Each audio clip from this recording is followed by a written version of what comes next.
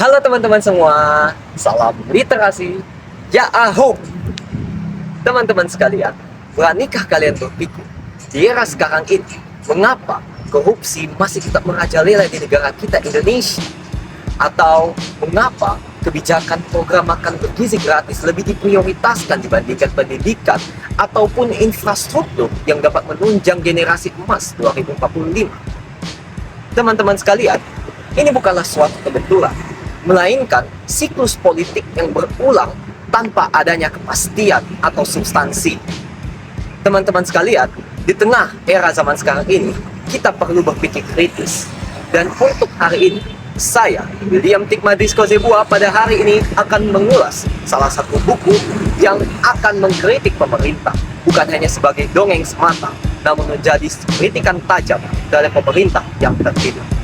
Buku yang ditulis oleh George Orwell, seorang pengelana dari London hingga Paris, yang menulis buku kritik-kritikan ini menjadi diskusi besar, terkhususnya terhadap pemuda-pemudi di Kepulauan Nias. Buku ini adalah Animal Farm. Something bad is bound to happen to me.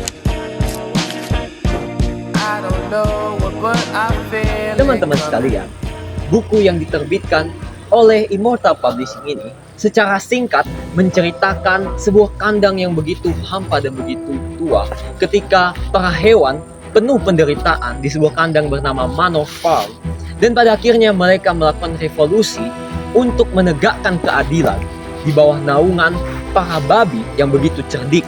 Mereka menyingkirkan Tuan Jones yang hanya menginginkan diri sendiri dengan mengambil daging hewan-hewan tersebut.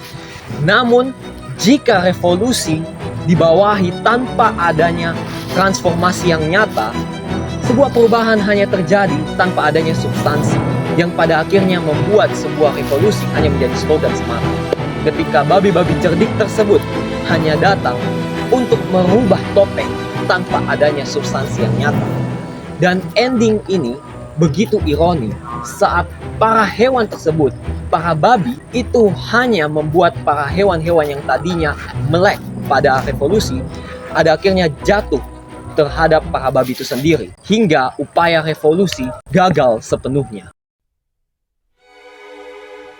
Buku Animal Farm yang ditulis oleh George Orwell ini memberi suatu kelebihan.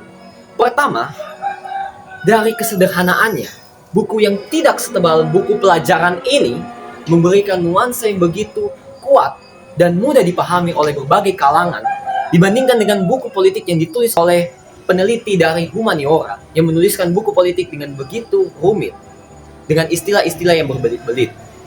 Buku Animal Farm atau novel alegori ini memberi pandangan terkait dengan masyarakat yang dipimpin oleh negara otoriter dan pada akhirnya harus tunduk pada tirani. Ini begitu sederhana karena menggambarkan pemerintahan otoriter dengan begitu mudah, seperti novel alegori hewan yang pada akhirnya melakukan revolusi tanpa adanya transformasi substansi. Selain itu, dari penerbitnya sendiri Immortal Publishing, cover Animal Farm ini dapat dengan mudah juga dipahami karena merepresentasikan para babi yang hanya menggunakan akal retorika atau topeng semata tanpa bertindak tegas seperti pemerintah yang sebenarnya. Ini pada akhirnya menggambarkan pemerintah otoriter dan tirani. Dan tidak hanya digambarkan pada masa lalu semata, buku Animal Farm ini juga merepresentasikan pemerintah otoriter yang dapat diindikasikan dari masa lalu, masa kini, dan masa depan. Tidak hanya sejarah Rusia masa lalu, Uni Soviet, dan pada akhirnya tidak berfokus pada sejarah-sejarah yang ditinggalkan. Namun, buku Animal Farm ini sangat relevan bahkan saat pemerintahan Prabowo saat ini begitu relevan. Sehingga banyak muncul diskusi dan pertanyaan baru. Bagaimana dengan pemerintahan sekarang? Bagaimana dengan MBG? Bagaimana dengan korupsi dan lain sebagainya itu? Apakah itu masih diandalkan ataukah mirip seperti pemerintahan otoriter para babi? Namun dari sisi kekurangannya juga tetap ada, teman-teman. Buku yang pada akhirnya mudah dipahami ini hanya sekedar hitam dan putih. Tidak ada plot twist dan lain sebagainya yang padahal itu sangat diinginkan oleh para pembaca.